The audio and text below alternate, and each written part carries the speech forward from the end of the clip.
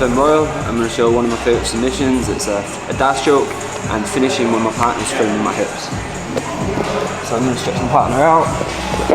I'll dive through, my arms overlap, my right hand's coming through. I start to walk into finish, but Max framing my hips. Use his momentum to turn from this position, keeping my hips high so that the hips are framed. Stepping over, bringing my hips to meeting.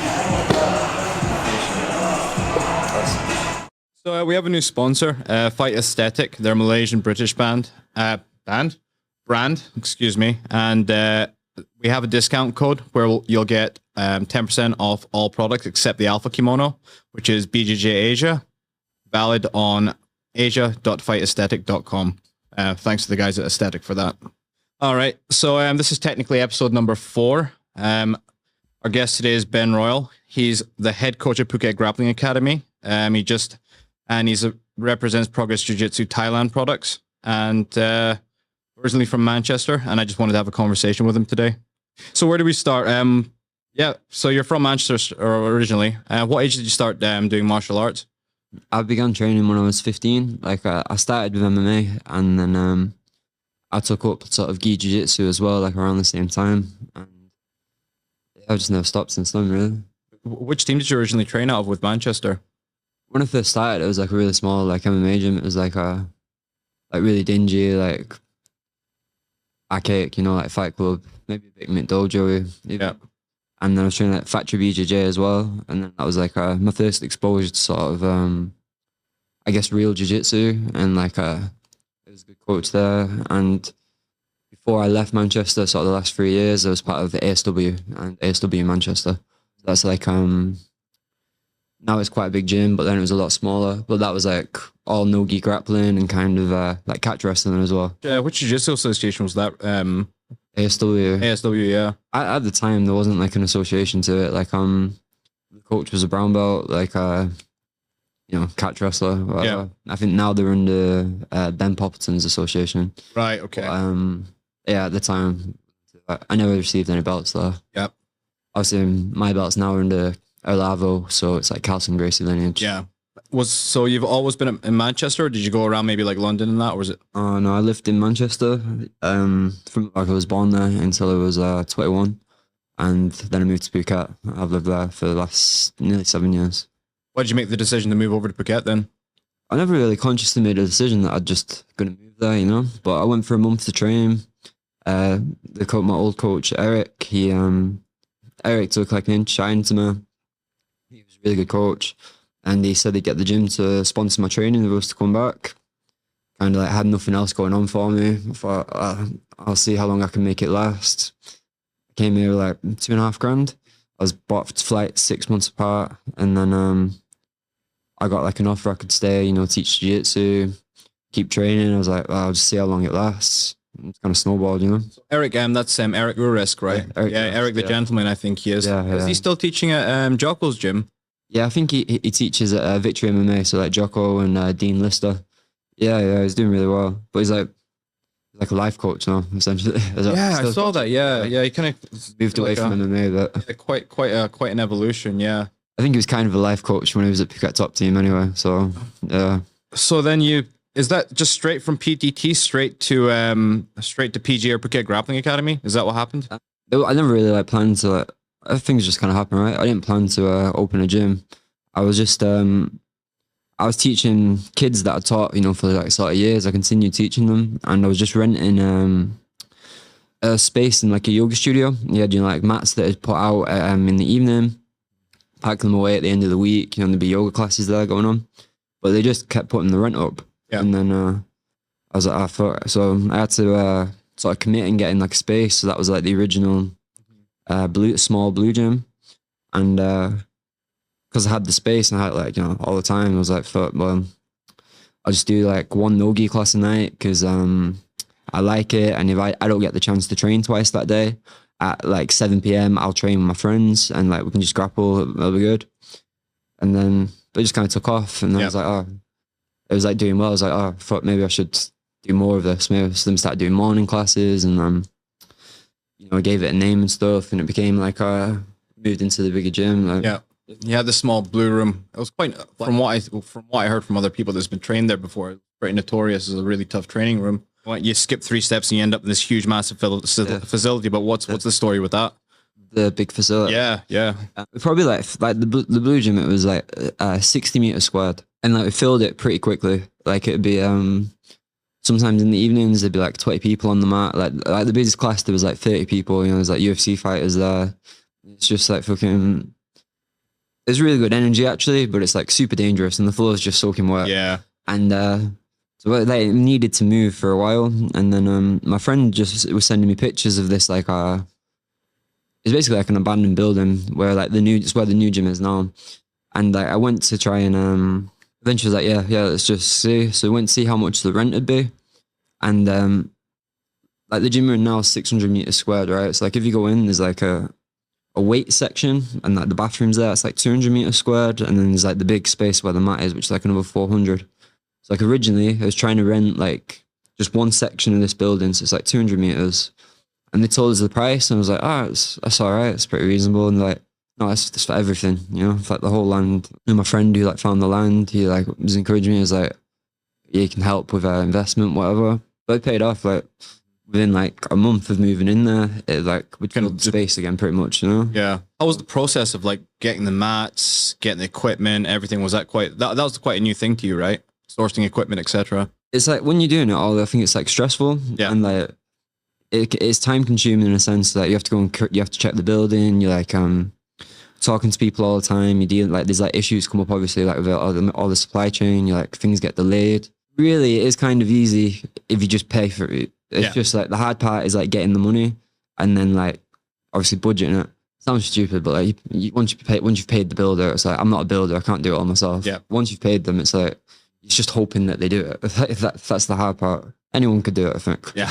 Well, if you got the right capital, I suppose. Yeah. It's an interesting dynamic right now. I mean, we had the lockdowns, etc., and then Phuket kind of just got really quiet. And then even my friend opened up a little tiny gym to train at in Koh Phangan as well, and just all the rent prices, just because no foreigners can come in, were like really, really cheap. So everyone's just coming up with the idea of maybe building gyms, or certain gyms were shutting down in Phuket, for example. What was it like during lockdown for you guys?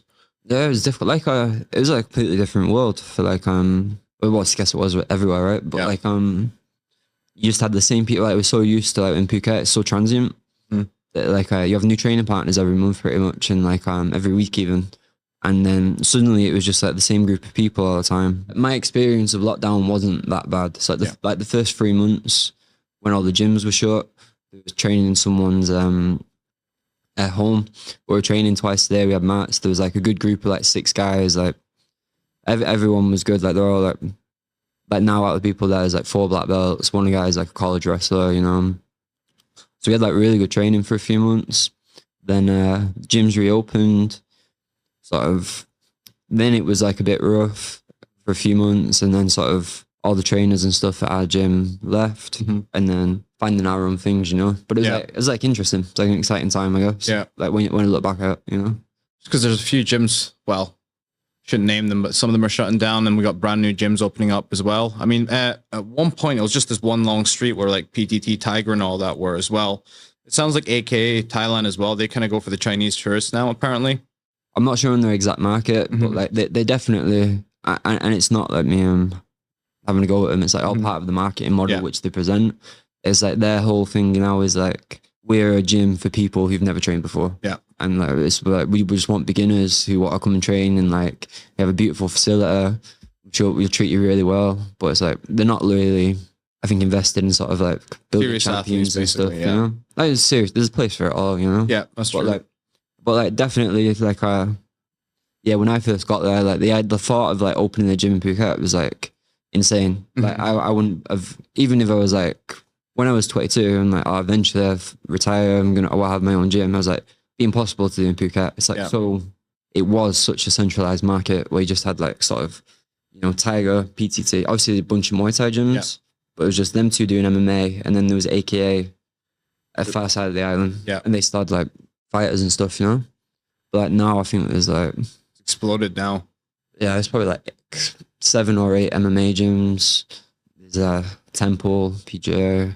and then obviously all the Muay Thai and stuff too. Yeah, and then you got the Bangtan now over near the airport as well, because it takes like an hour to get down to Royle basically from a taxi base. That Bangtan is really nice gym, you know. Yeah, like, I think it's like busier than Tiger now probably. Like, they've done a really good job of it. They have, yeah. I mean, it was the Hickman brothers, and then it was Alex Schild, right? And they used to be with Tiger, right? And Woody. Yeah, they're all really good coaches. They have obviously good business partners and stuff too. Like, I think I've been good trained there, you know, every now and then. Like, I'd go more often if it was closer. Like, I think it's probably the best place to train MMA if you're in Phuket for sure. Maybe probably Asia, you know. You bought like basically a ticket to Phuket, and you spaced it out for 6 months, right? The aim was to be an MMA. Well, the aim was to like develop your. What was the goal? It's difficult, isn't it? I think about it quite a lot. Like, yeah, I think your goals change as you're going along, right? You keep setting it, you realize sort of what's possible, or whatever. When I first started training, like, I loved it, you know, I was like obsessed with it. I still am obsessed with it to an extent, but it's like the goal with it then is like, oh, I'd love to be able to do this full time. Like, I can do this as my job, you know. That was like the ultimate goal for me. Like, I'm really lucky I've got to do that pretty much since I was like 21. Fighting was just the way you'd be able to do that, right? You'd be able to train full time from fighting. I didn't think that like I would open a gym, stuff like that, until I was older. It was always just take it as far as I can. It's probably bad for it's a bad thing really. I should have had much more concrete goals of like, I want to do this, whatever. But I'm not that motivated by like glory and stuff like that. Yeah, which is probably a bad thing. But then it's at the same time, there's just like subtleness that I've noticed. I mean, from what I hear from other people as well, like you don't really market yourself. That's what I've noticed. And then for example, one of the students at Arete, for example, he's like trying to Google all the gyms, and then like when you go on the landing page on the website or like IG, there's like no. For example, if you go to Parental, it's like, oh, we have these amazing coaches, we have these amazing coaches, these guys have coached this, and that, and then it's like, oh, I'm trying to look for the coaches on PGA, but I can't find anything. It's like, but then at the same time, you have this like fearsome reputation as one of like pretty much the best nogi gym in like Phuket now. It's pretty crazy. I mean, I do think it's the best nogi gym in like Thailand, you know. It was like a conscious decision to an extent. Like, you know, if it's like martial artists and like gyms and stuff, it's like, but there should be like an element of humbleness. And then like I'd see like gyms like posting not Bangtan, like we just mentioned them, but I don't be posting like we're the best gym we have the best jiu-jitsu in Asia, we have the best, but there's no statistic to this, you know what I mean? It's just like it's not for you to say. Other people should say like, you're the best at this, this is the best place for that. That's when you it's like legitimized in my eyes, you know what I mean? All the sort of like best gyms that I know, like all the famous ones, there's almost like not a need to market themselves, you know what I mean? Like people have talked about in Holland, like I think it's like Mike's gym. I don't know if it was Mike's gym in particular, but I think it was like someone I know went to train there, and they're like, it's just on like the 3rd floor of a mill. There's no sign. You just walk up, you go up the stairs, and you're just in this room. It's like world champions everywhere, you know. Yeah. So, but everyone, they don't need to do like sponsored Instagram posts and stuff like that. Everyone knows that's like the place to train. That's kind of like the humbleness marketing and that's been going around in the jiu-jitsu community in Japan as well. For example, it started with Yuki Nakai, obviously. Everyone knows about him, right? Awesome. So the way it worked was there was Para Estra, which is kind of like MMA / jiu-jitsu. And then one of his really good students, Mitsuyoshi Hayakawa, he was more interested in just the jiu-jitsu side of things. So he opened up a team called Triforce. Now, Triforce has got a really good reputation, but like you said, they don't market themselves. They're very professional. They're very systematic. They have very strict standards when it comes to their coaches. And in terms of associations, it's very, very strict standards. But then one of his students, Ishikawa, he ended up opening Carpe Diem. Now, when you see the marketing strategy they have and the type of staff that they have there, which is both foreign and Japanese staff, they're very much different, covered in tattoos as well. And I wouldn't say they're trying to like big themselves up in that, but at the same time, they have kind of modernized and made like jiu-jitsu sort of like hip to the younger crowd as well. So they do have they managed to recruit quite a lot of good people. And now they have, I think it's like 26 associations now. And that's including one in London, Korea, Philippines. Now there's one in Bangkok now as well. So yeah.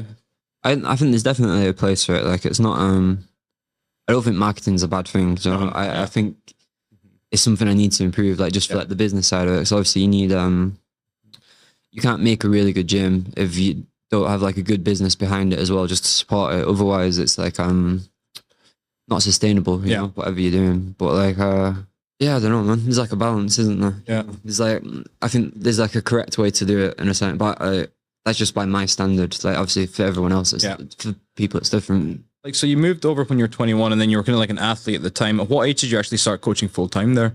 Well, once I moved, I was kind of like assisting Eric with things. Like I was basically his bitch though, you know, I wasn't getting paid. It was just like, I just have to do what he told me.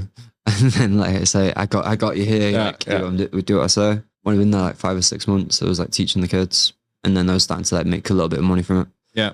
For the first 4 years or something, until I was like 24, 25. Until COVID, basically. I would only work like one class a day, you know? And then I just had like a little bit of money, enough to like sort of stay, enough to train. I just trained full time. I was like very happy. Well, you just mentioned kids right now. What I've noticed is you seem to have a really good reputation as a kids coach. Now, we've got a kids program on Arete as well, but like I get really nervous when it comes to coaching kids, because I don't know why, because I'm just like, I get nervous, like what if I hurt them? What if I say something wrong? I don't want to make them cry. I get really scared about little things like that, and I really care. But yeah, you seem to do it quite naturally. Yeah, I think actually the older you get, the harder it gets to coach kids. Like in a sense, like it's I don't know why. I think maybe people, you get like, it's harder to connect with them, feel less patient. There's like a barrier as well once you're like I can see it now. Like if there's like a new child, when new children come, like I don't teach the beginner kids at our gym anymore, or very rarely. Yeah. But like if you're talking to a 7-year-old and you're sort of like now I'm 28, you're old enough to be the parent, really. Yeah. There is that sort of, that's what you're very much an adult to them, you know. Whereas when like kind of 21, 22, I started working with them, they can see you more like not so much like oh yeah, I'm like an older brother to them, but like you're not quite in the same realm as like parents and teachers, you know. It's like, but yeah, our kids programs, like we have like a comprehensive one, you know. It's like beginners, advanced, like every single day. Like trying to, for the advanced kids, like really, like, I want it to be like a pathway towards sort of like elite level. Our advanced kids, normally kids programs are sort of they're sort of fobbed off, you know, it's like blue belt, stuff like that. Like we have blue belts who might assist, but like all the coaches who work with the adults work with the children, you know. So like they have like myself, like our wrestling coach is like a D1 wrestler. They're getting like elite level training. You know? So what are the age ranges for your kids? 5 up. 5 up, right? Okay, yeah. So we have beginners class at like 5 p.m. every day. That's kind of like 5 to 10-year-olds, right? And then advanced is after that. And then most of them now are like sort of 10 to 13, 14. I hope it like feeds into the adult program ultimately, you know. But like Phuket's so transient as well. Exactly, it's like, it's hard to imagine rather. Someone's going to stay here for sort of 8 years and go from sort of 8 years old to 16 just with us, you know. But there'll be 1 or 2, I think. Yeah. Well, you didn't have a solid goal, but you wanted to do this full time. So it sounds like you're a coach already mentally in your mind, but you're still a fighter at the same time. Like, what was the transition between going from like an athlete to coach? Like, what was the decision? Oh, it's not just happened, or it's just money. Like, bad way. Like, it's not. I don't just do it for. I don't just do it for money. But it's like, if there was no such thing as like money, you could just do whatever you wanted. I would still train like twice a day. I would probably very rarely teach. You know, like it is work, but like, if I'm to do work and I have to do, and you have to make money, right? I have like daughter to support and stuff now. It's like, there's nothing else I'd rather do, you know? It's like my favorite thing, like it's still being involved with sort of my passion, you know? Coaching and running the gym is stability, you know? Yeah, it can be a little bit unstable being an MMA fighter. There's so many, like, well, the highs are high and the lows are extremely low by the looks of things.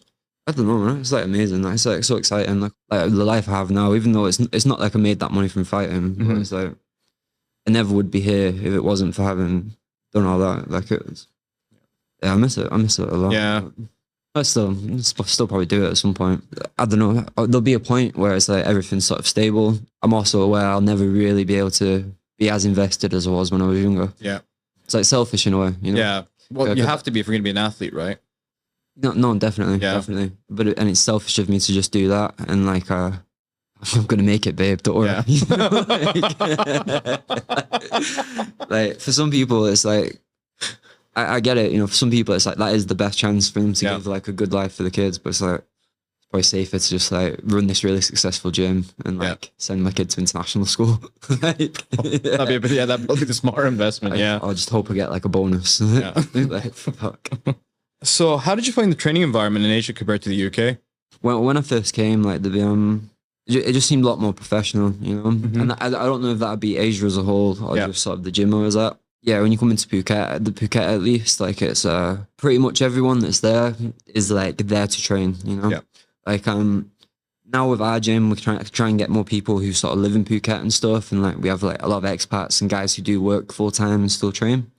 Definitely, if you're on site ahead, everyone's either like a professional fighter, or even if they're not, in the sort of like 1 month or 2 months they're there. They're training twice a day. Yeah. Obviously, Eric, the coach, it was like he came from, you know, like America, you know, he coached at really good gyms there.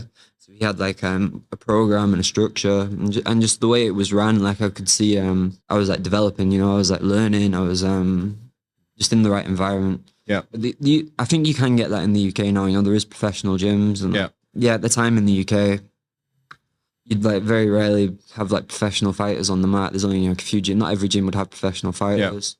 Nearly everyone that's training is just like you know, hobbyists who like go and do, you know, grappling or like some MMA on the weekends. Like whereas like you go in the room, you know the room for the pro training, and there'd be like 30 professional fighters. You know, like, it's like completely different, you know. Yeah, it is. Yeah, like there's definitely places like that in the UK now though as well. You know, it just wasn't what I came from. Yeah, it seems like I remember. I think I left the UK.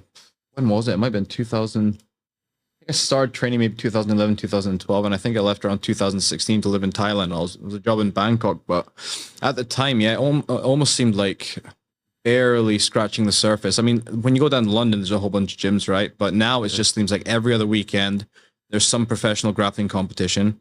You got Polaris there now, and on top of that, you've got like a week. You've got, especially in Scotland, you've got like competitions every other weekend, and then UK as well. So it's definitely growing exponentially. I think like the level of jiu-jitsu in the UK is like really high. It's like, really high now, especially London. Like I think there's like a load of teams that sort of cross train and stuff over there, but like some of them obviously have come to visit my gym and stuff, and like it's like a really good level. Like, really good level. Yeah, like a lot higher than here. Like, to be fair, yeah.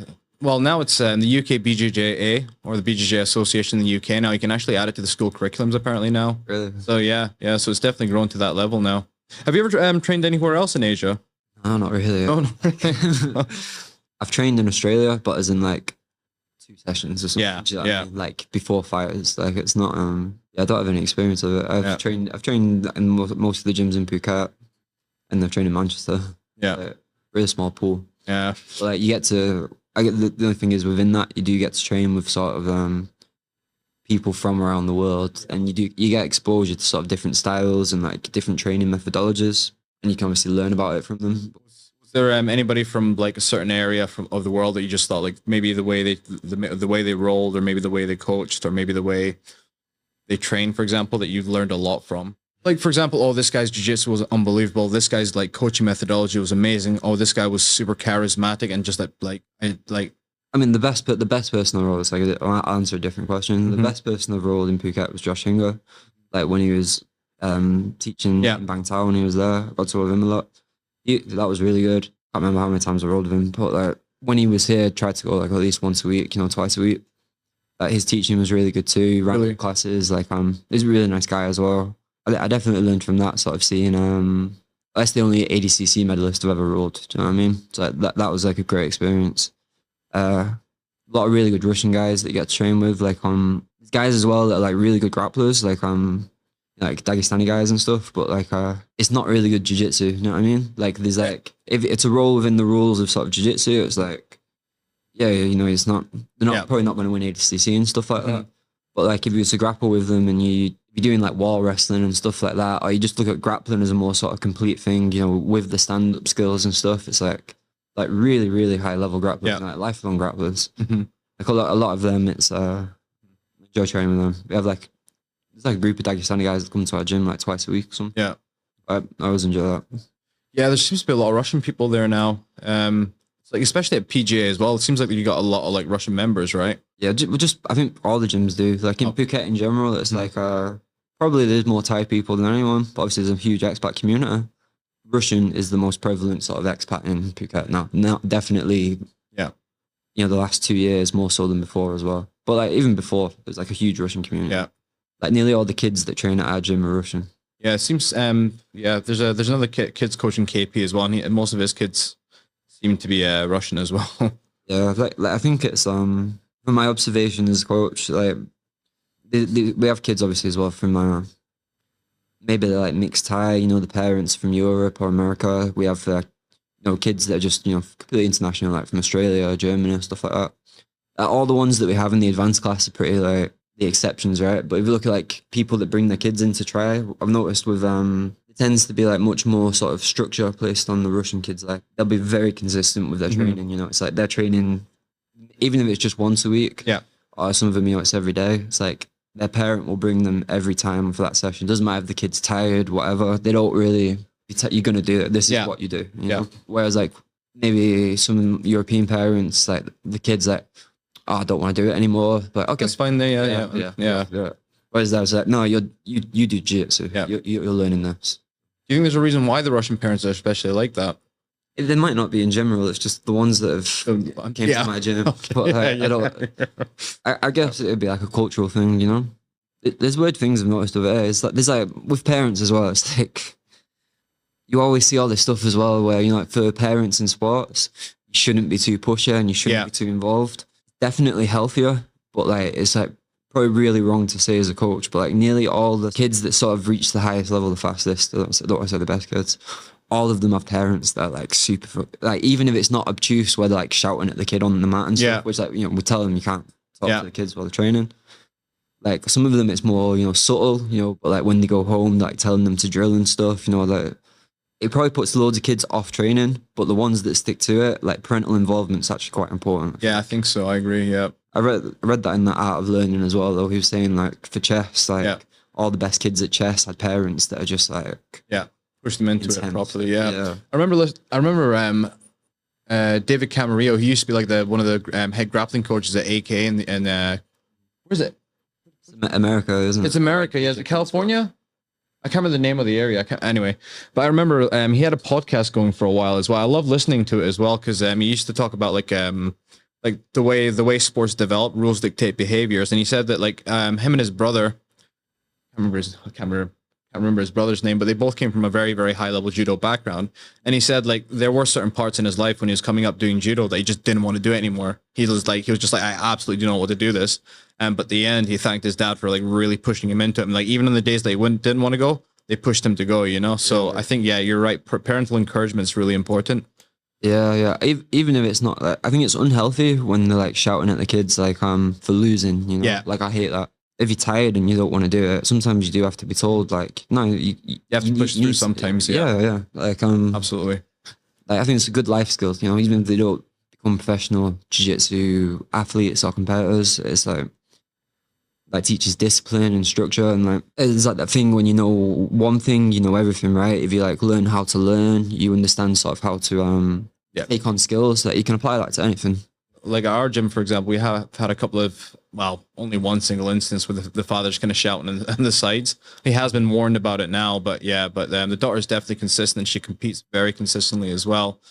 Parents Russian, but I mean, you can tell the father's very, very loving, and he definitely loves his kids and wants them to do good as well. So it's kind of like a weird bit of a balance. Yeah. I don't think it comes with the kids that we have. I don't think it comes because the parents are trying to like, which is like the common perception, right? I don't think the parents are trying to live through their kids. No. I think they want their kids to sort of be successful, Yeah. And even though it can be like annoying and it's something to deal with, like teaching kids isn't too hard. It's like dealing with the parents, which is difficult. But like, I definitely can, especially now I have my daughter, I can fully see where they're coming from, and like I am compassionate of it, because like if parents aren't on board with it, like you're not going to do a good job anyway. You have to have everyone involved. So you just recently started supplying Progress Jiu-Jitsu goods in Thailand. But they've been sponsoring for years, right? Yeah. Like they're from Manchester originally, so like obviously all brands sort of start locally. But they started sponsoring me when I was 19, and then they supported me when I kind of came here and stuff. Like I've always wore sort of Progress shorts to fight, things like that. I wanted to stock it in my gym and stuff. Like eventually worked something out. So yeah, now I'm importing it, distributing it across Thailand. Yep. I've only been here for like sort of 6 weeks, maybe 2 months, but it's going really well. Yeah, it seems. I mean, I actually saw. I don't know when it was. I think it was just after I got my blue belt. It was like my first competition in Scotland. I think it was either Edinburgh, maybe. And I saw these young kids wearing like a new gi, and it said progress on it as well. And then now they've come all this way, and I'm actually really impressed. Yeah, bro, they're like either got to be like top 10 brands in the world now. I think must be definitely in Europe, like sort of top 5. Like it's like sponsor like ADCC champions and stuff. It's pretty impressive how they've grown. Yeah, because I mean the guys are like really good guys. They're really nice guys, like James and like Sam, and then like everyone they get involved. Like they really they look after all their staff. Like, I don't know, they're just like lads, Yeah, they've done something really good. Yeah, some of the UK brands, I'm really impressed with. One of my partners in bjjlifestyle, he really likes scramble stuff. It's almost like the kind of like the indie brand of like jiu-jitsu. Yeah. I remember my coach at Factory. He was like one of the first people to be sponsored by them, I think. So I've seen it from when I was like 16. I had like the Shinya Aoki spats, like the multicolored panel ones and stuff. There's a lot of good stuff in the UK, like a lot of really good brands, like Tatame, Scramble, Progress, like some of the biggest in the world. Even in Europe now, you've got some pretty impressive brands as well. For example, I think Manto's come to Asia now as well, but they're based in Taipei right now. Is it? Yeah. I remember Manto being like the cool indie one when I started as well. And then you didn't really see it for years. Yeah. Like if you had like a pair of Manto shorts, it was like, yeah. Question about jiu-jitsu. How would you evaluate the current trends in jiu-jitsu, and where do you see the sport progressing? Like, let's say, for example, like in technical aspect or technical aspect number one. Like, for example, do you see gi jiu-jitsu dying, like some other people say, or do you see nogi grappling growing exponentially? What do you see? I think nogi is becoming more popular. I think so. Yeah, like that's pretty universally agreed, right? But like, I don't think gi will die. I think there'll always kind of be a place for it. And like, obviously we just do nogi, and wrestling for the adult program. We still do gi with the kids at our gym, just because like, a lot of the kids started with the gi, like they couldn't really get rid of it. Most of the tournaments for children are gi. Yeah. But I listened to something where a guy was talking about we were saying the same thing. It's like you have to do gi with children, just because when people bring their children to sort of train, they don't. A lot of parents won't actually know what BJJ is. They don't know what grappling is. No, they don't know. And like you see the gi, it's like it's martial arts stuff, So like, you see the gi, it kind of like the gi is like a marketing tool, I think like it's like I see some of the Thai parents, as soon as they tie that white belt on with the white little gi on, and then they start taking photos and record them. They don't know what's going on, but obviously they just love them in that uniform, right? A kid gets the first gi, it's like a big deal for the parent. I've never seen someone like put it on and the parents not looking at them like, Another thing I've noticed is, like, especially with kids, stripes really do matter as well. Like, the way it is at Arete, for example, our head coach Andy never believed in stripes, but then once we moved into the bigger location initially, that's when they start giving out stripes for white belts, because sometimes it's hard to gauge where you are, right? But then after that, you're just gonna get your next one when you're ready, basically. But for kids, I think it is pretty important. Recently, I had to amend it. Like, there's no good reason for it. It's just like things are going on, and then like when you promote kids as well with anyone really, right? You have sort of groups of training partners, whatever, who've always kind of came through together. So you want to promote them at the same time. There's no kind of like, or you limit the hierarchy between them and stuff. But I realized I didn't give stripes for like months, like 4 or 5 months when I moved into the new gym, like having to like try and catch up on them all now. A lot of adults wouldn't sort of admit it, but like they do care. They want to hear. They do. They want to hear like, oh, you're getting better. You're doing a good job. Like, like for kids, obviously even more. Yeah, when it comes like affirmation. Yeah, true. Even as an adult, you might not get it as much as you used to, but you still definitely want it, I would think. Yeah. Like, you realize later, but like I remember like really wanting a blue belt, me too. Like dying for it, like what I'm tapping all these blue belts in the gym. And I can see now, like he probably really didn't want to give me one. Like I must have been super annoying, bro. Like, why is this like fucking 16-year-old like going crazy, like fucking trying to kill everyone he rolls? Like I must have been the most super annoying student. I understand now. Like as being like a coach and like a man, how he must have felt when he saw me. That's exactly how I feel about my old coach in this UK as well. So I was a Carlson Gracie Association as well. It was Carlson Gracie Scotland Aberdeen, and the training was great. The coaching was really great. The teammates were really great, but they only had classes, like I think it was like 4 times a week. I wanted a little bit extra, so I'd go to open mats and stuff like that. And the coaches used to come from like a Jeet Kune Do background, like a traditionalist Bruce Lee style martial artist. And I think maybe that carried over to the jiu-jitsu side of things a little bit. They weren't very, they didn't like the idea of you cross training that much. Yeah. Some gyms are a little bit like that. And I think Cross and Gracie was a little bit like that back in the day as well. Regards cross training for MMA, I get it. Like, I you know, to be fair as well, if you're talking about professional sports, like more professional grappling, when there's like money involved or there's stuff where it's like your health, right? You know, you get like fucked up. Like, you know, if it's like someone goes and trains with MMA, you go and train with who I'm going to fight, and then you tell them about me. I do get that. Yeah. When it's like hobbyists who pay £60, you know, a month, whatever, to train, like, I want to train there.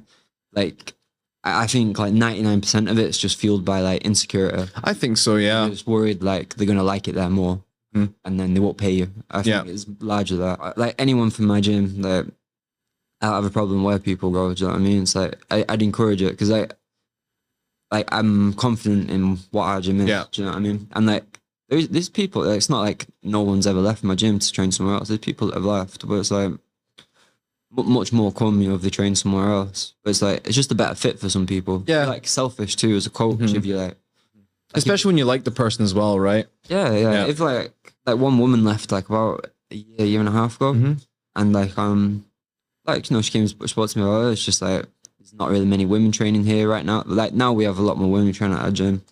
There, you know, there's like 5 or 6 every single class. Like I think it's better for me. You know, kind of I just want to move areas as well. It's like it'd be so selfish of me to be like, nah, you need to stay here. Exactly, like, like you want them to just be happy, keep training, you know, enjoy it. When it comes down to it, it's what's best for the students as well, right? Yeah, 100%. Like, yeah. Ultimately, the people that stay at your gym will be the people that belong there. Do you know what I mean?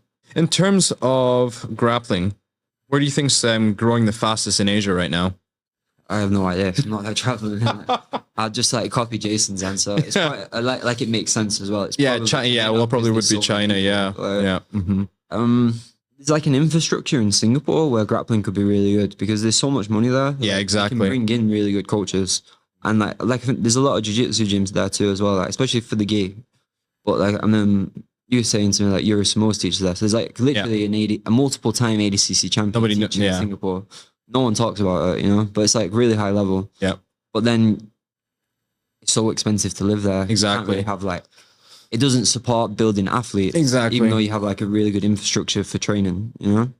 In theoretically, it should be Thailand just because there's like, in Southeast Asia, at least obviously outside of China, just because you have like the MMA and like, you do have really good grapplers that come here, even if it's not necessarily jiu-jitsu. There's so many Russian guys, so many guys that do wrestling. And you know, like fighters, like cheaper to live. Athletes can kind of stay here for extended periods of time. Yeah, I don't know. Muay Thai will always be more popular as well, just like for getting students into it too, right? Just because of there's a quicker financial payoff with Muay Thai. What I find in comparison like Muay Thai and Jiu-Jitsu as well, with striking classes, you feel really refreshed afterwards, hitting pads, and you know, like. It's like sometimes, yeah. But then, like, if you're just doing like a kick, let's say like a kickboxing class, for example, I feel like you feel that like short term reward really quickly. But with jiu-jitsu, if you actually stick at it, the reward's much larger, and you feel so much more fulfilled in the long term. But I can see why like Muay Thai is like really popular initially. But if you're talking like about in Thailand as well, like for Thai children to sort of join up, like to do jiu-jitsu is like more expensive, right? There's like a higher barrier to entry. It's not as accessible. Most Thai people who become really high level Muay Thai fighters, it's financially motivated from since they're very young, you know. I'm sure they exist, but I don't think it's like a common thing where there's like a wealthy Thai family and the kid just like loves Muay Thai and they go to Rajadam champion. I'm sure there's been a few, but it's like... It's kind of similar as well when it comes to, with like boxing in the UK as well, you'd say as well, right? Yeah, they'd say like fighters and stuff come from sort of poverty or sort of hardship. It's like pretty... It's a common narrative anyway. Yeah, right? Yeah. I think in jiu-jitsu, it's like outside of Brazil, the guys that become really good at jiu-jitsu come from they're generally from like really wealthy families. Yeah, or you have like parents that want to live through their kids as well, so they take them to like I shouldn't pull them out of school. Train twice a day. They'll like support them when like 20. There's loads of guys in that here who are like some of them stay for years as well. They just train full time. It's just like, like never work, everything just fine. It's like, It's pretty crazy. Like for example, AOG, I think a lot of the kids end up moving to Costa Mesa to train at that school specifically. But then, of course, the kids' education as well is really important. So I think they homeschool as well. I think the Tackett brothers and all that, like, they were homeschooled so they can train jiu-jitsu. Yeah. Can pay off, right? Yeah, it can really pay off. good. Yeah. I feel like jiu-jitsu now is like really exploding to the point where the athletes are actually starting, like there is a financial incentive as well, because it's even on UFC Fight Pass now as well. So yeah, you pull your kid out of school so they train twice a day. Definitely sounds like you're trying to live through them. But yeah.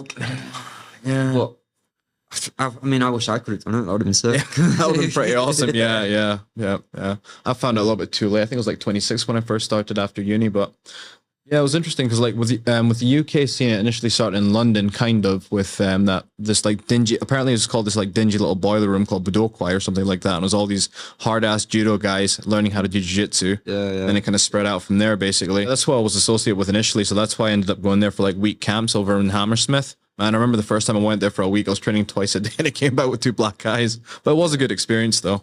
But they do definitely train really rough, though.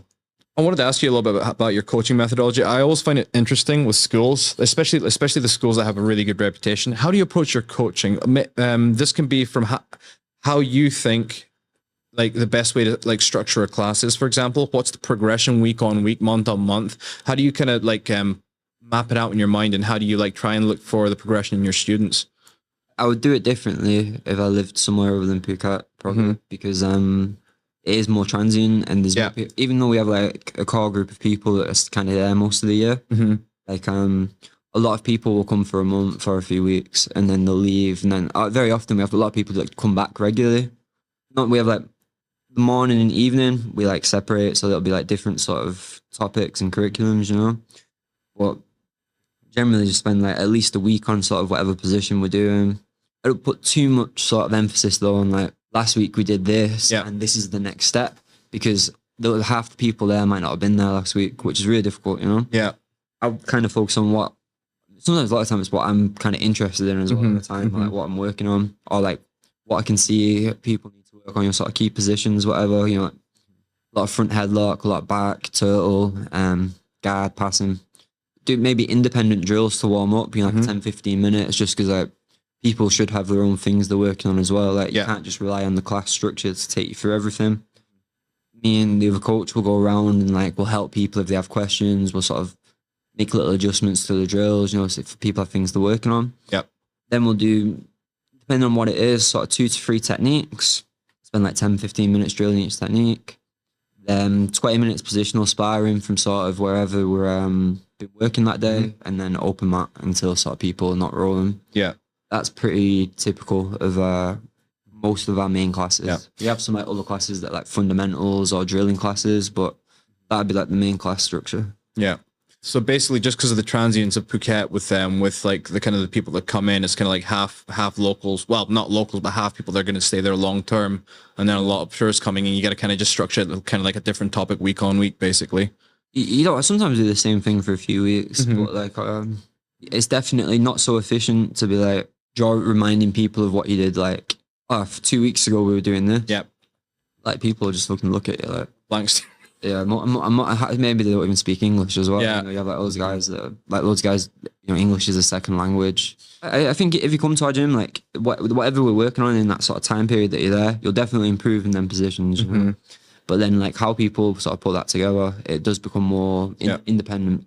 Like to run 16-week cycles and stuff like that would be like, maybe 15% of the class might benefit and sort of be there through it. But like a lot of... That'll be a little bit different. Like, it really is geographical. It really depends on where you're actually working from. Yeah. The kids is a bit different. The kids, we can progress, you know. You can spend like 3 or 4 weeks on a topic and like you can draw back to what you did 3 months ago. But like with the adults, it's it ends up being better training and like sort of running smoother. Yeah.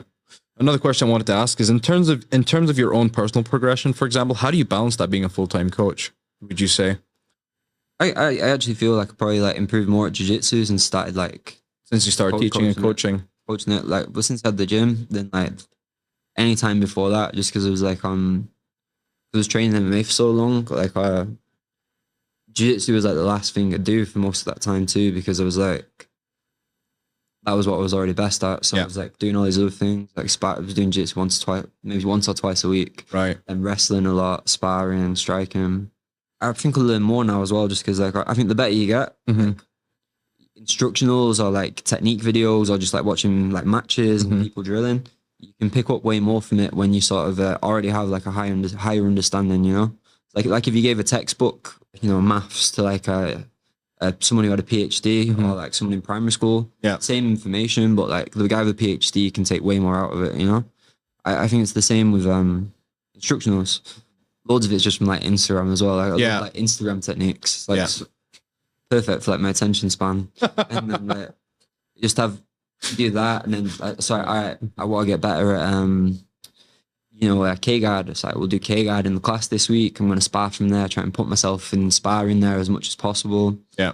And just like I don't always do it. Sometimes you come in, you know, you don't have a plan, you don't focus, but like if you just sort of, it's definitely the best way to train. You just get like a small area, you can make like a big improvement in that in like a short time, rather than just sort of trying to get better in general. So I just try to do that. I'm not sure if I put it together the best way, but it seems to be working position by position. You know, it seems like that's the best way to learn. I mean, it seems like that's what Danaher's doing just now with like just working specific positions. And then I don't know if you've heard of this guy Greg Souders from Standard Jiu-Jitsu. Like he's everyone's been saying ecological, but it's called like an ecological approach to training. There's I think it's a guy called Robert Gray, and it was all about how to coach properly. And basically they don't teach technique in classes anymore. It's all specific sparring basically. And they just gamify everything in specific sparring. If you check out Greg Souders on Instagram, for example, they'll give you examples of how they do it specifically. And they just do like interesting progressions, right? You're holding on to the single leg. The first game, you're just going to do this for 2 minutes, 100%. You're going to try and maintain that connection for as long as possible, and the other person's just trying to disconnect. Level 2, you try and sit them down to the mat, and it's a continuous game where the guy's just trying to disconnect. And then finally, level 3 is trying to bring them down to the mat, their hips down to the mat, or get hip access, for example. Has who trains there? Is there anyone there's like elite level that's there? Actually, yeah, there's these two brothers called Cobra, and I think they've been winning Pan's Nogi. And they pretty much train all Nogi now specifically. And Greg Souders used to be from Team Lloyd Irvin, but he left in, I think, 2014. He went head first into Nogi more. There's a funny story about it, but you should listen to it. Like it's a pretty funny story. But obviously Team Lloyd Irvin's pretty notorious for having like a pretty competitive team as well. But his students have been. I used to watch all that Metal Chaser stuff in like 2013. Yeah, I love that. Yeah, like BJJ Kumite was amazing as well. Yeah. Shame all that happened. Yeah. Would like to see the videos. Stop releasing episodes. If you check out Standard Jiu-Jitsu YouTube channel, actually you see them. They're actually killing it in at the ADCC Open. Yeah. One of the Cobra brothers, for example, he's went to every single one, like Dala, all the current ADCC competitions that went down in certain states and in Canada as well, and he's won every single one of them basically. So it seems like they are producing results. Yeah. Yeah, like these guys that have been to Arjun, who've like spent time at like you know, like B team and stuff. Like, there's quite a few people. So like, whenever people have been to places like that, I like asking like what are the session, how did they structure the sessions, what do they do, you know? And it's like it does seem like it is generally though, like you do some technique, positional sparring, and you do sparring. You know? There's so much stuff that like I've gone years without training positional sparring, you know, with like certain places where it's just like I just hip escapes down the mat, we like run around in a circle for a bit. Yeah. Normally you run around in a circle before your hip escapes. Yeah. And then like we do technique, and then we do 5-minute rounds with a 1-minute break. There's like no reason even, we just do it because it's like that's just what you do, you know? It's like people show things, it's just kind of what they got showed when they were a white belt, whatever. But like there's like probably no reason to train like a 5-minute jiu-jitsu round with a 1-minute break. There's like no. So if you do MMA, like it kind of mimics MMA rounds. Yeah. But if you do MMA, you wouldn't grapple for 5 minutes. You know, you're probably going to grapple for like maybe 3 minutes maximum, you know? And then you have a shot. So you might as well do shorter rounds with like a lower rest period, whatever. And if you do jiu-jitsu tournaments, even if you have a 5-minute match, you always have like at least the same time as your match as a break right before another match. Like you don't really need to just take a minute. Like, but we just do that. Yeah. The training methodologies and everything will probably, as the sport becomes professionalized and there's like more investment in it, it probably will actually be developed to like like with wrestling, there's like a Olympic training centers. It's like they know exactly what you should do each week. Like people need to do blah blah blah blah blah. Yeah, I mean, it's just one of those things that's been long standing in the various countries. Like the Japanese wrestling culture is insane. Same with for example, the US, Russia. They've all got their own different methodologies, but it's definitely a meritocracy, right? I mean, you start at a very young age. You go through high school. If you're good enough in high school, you go to college. You go through college, and if you're good enough after college, you're either gonna, you're gonna go into the Olympic training center, basically. Like conditioning as well. That's in nearly every other sort of sport, like martial art. The conditioning aspect included. Like if you do Muay Thai or you do boxing, it's like, oh, you do skipping, you do your push-ups, you have to do your running, whatever. If you do wrestling, like from when the kids, they're doing like certain, like, different places, different things, but there's certain exercises they're all doing. When you do jiu-jitsu, you just kind of like just do it kind of thing, yeah. And then you like, yeah, there should be some kind of professional regimen to it. It probably, and I don't really lift or anything either. I know I should, but like it's definitely missing. You've got a great gym area. I thought once I had the gym, I'd start doing it. But I'll definitely do it now. Now I've bought all this. Yeah. Is it getting used quite a lot, actually? Yeah. That's awesome. There's there's a lot of people who come when we first got it. They're like Jason was like, yeah, I'll probably come in, man. I'll lift before I train, and then do my jiu-jitsu. It's like do it for a bit, and then they're like, I'm pretty tired today. I'll just roll. Yeah. So I want to ask you, so what's the future plans? What, like in terms of long term, let's say 5 years, what do you want to achieve in 5 years? Again, I should probably have more concrete goals. It's not a good thing, like more specific. It's all right. It's all right. Like smart, yeah, I mean, you come this far, I better have gotten further. Personally, I'd obviously continue to sort of develop as an athlete, be a better coach, learn more. Still compete in grappling. I continue competing. I'd like to probably do ADCC trials. I do want to fight more. Yeah. Like I probably have to prioritize like the other thing at the moment in this instance. I just should have had a fight today. Like I accepted one. Like I was training MMA for a little while again. Like 6 weeks ago, I accepted one and it got cancelled. Like really? Later. Yeah. So I should have been fighting today. With the gym, I wanted to sort of continue to get more sort of internationally known. I'd like to have people regularly competing at like an international level. Yeah. So, and that'd be the next step. Would be like not winning sort of ADCC Opens and stuff, but like people actually going to do like, going on to do trials and different things like that. That'd be. Yeah, so you seem to have quite a lot of well, you said just because the way Phuket is, you seem to have a lot more Russian students, for example. Do you ever find yourself coming to any of these like Thai local competitions at all? Like there seems to be a lot in Bangkok. I don't know about Phuket. Not in Phuket. There's not. I used to bring kids there quite a lot. Like I've been to loads of them, but they're a little bit local. I find it kind of difficult. Like the Nuwaza, right? Yeah. Like some of the Russian parents do go to them. Yeah. When they have the big ones that we normally take like a group of kids. Yeah. But when they go on, like the kids that are like really serious about competing, the parents take them. It was a bit harder to find and stuff. Yeah. But so they'll take like 5 or 6 kids. But then when we have like the Siam Cup, or like that AFG even, because it's all like sort of marketed in English and stuff, all the parents can see it easier. Yeah. Then we can take like 20, something like that, It's just because there's 3 different types of events for the Nawaza format, right? There's that one where it's almost like MMA, where you have striking, fighting. Yeah, that's the one. Yeah. But then I think we need to score a certain amount of points in all 3 areas, and then you have the performative one as well for duo. Yeah, it's traditional jiu-jitsu. Yeah, I understand. Yeah, but they kind of do that with the Muay Thai when you go to the shows, and they do that kind of like moving around, dancing around, jumping on the knees, and then like elbowing the guy and all that kind of stuff as well. Yeah, but.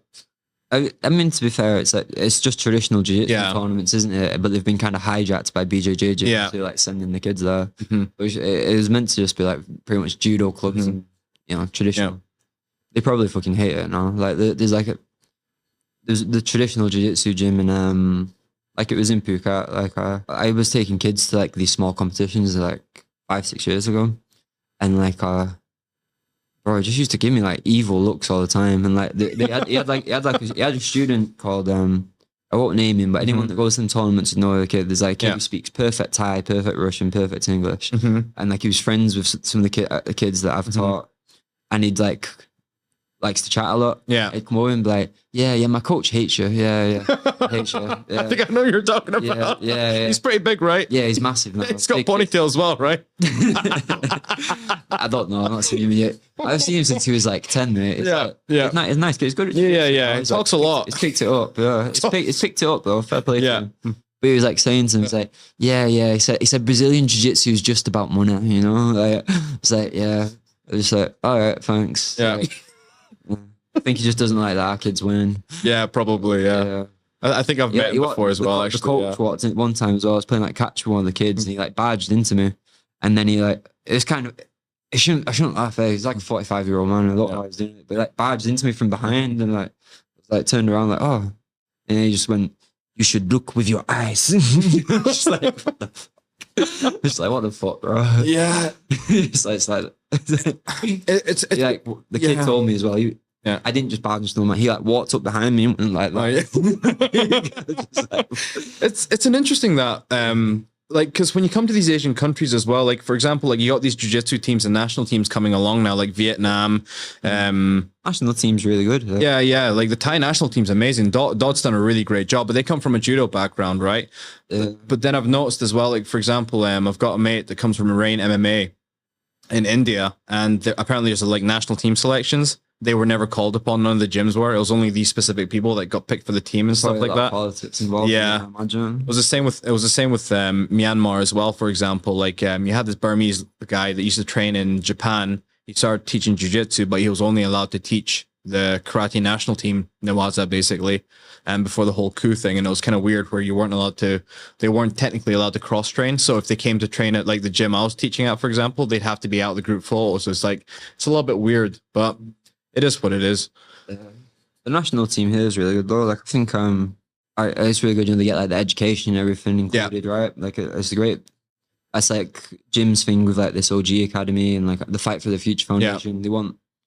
It's less about making sort of champions, isn't it? But it's like it's a way into university. It's a way out of sort of poverty and stuff. That's awesome. Yep. Like all the national team sometimes comes to our gym. Like they come train in Phuket every now and then. Like all of them are good, you know. They all have like not the same style, but you can see that they're all training together, like very similar.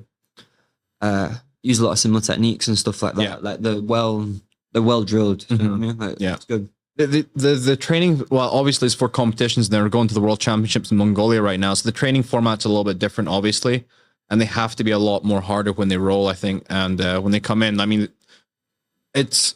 They have good competition styles. Yeah, like a lot of outside passing and stuff. Like, I say mainly train no gi with them. I think they're more gi focused now. They are a little bit more gi focused, but I think they need to start looking at the no gi a little bit more. According to Dot, they're going to add more no gi competition as well, so it should be interesting. Toto, right? Yeah, Toto. Yeah. Yeah, you were saying like, there's more and more no gi tournaments for like the Açaí and stuff. Start doing leg locks and shit. Yeah, they better learn fast. My last question is there anybody that you would like to thank? Thanks, Progress Jiu-Jitsu. All the guys at the gym that make the gym what it is. I don't know. I know it's a bit of a straight, Yeah. All right. Well, thanks, everyone. Happy to be here. Yeah. All right. Thanks very much. Thank you.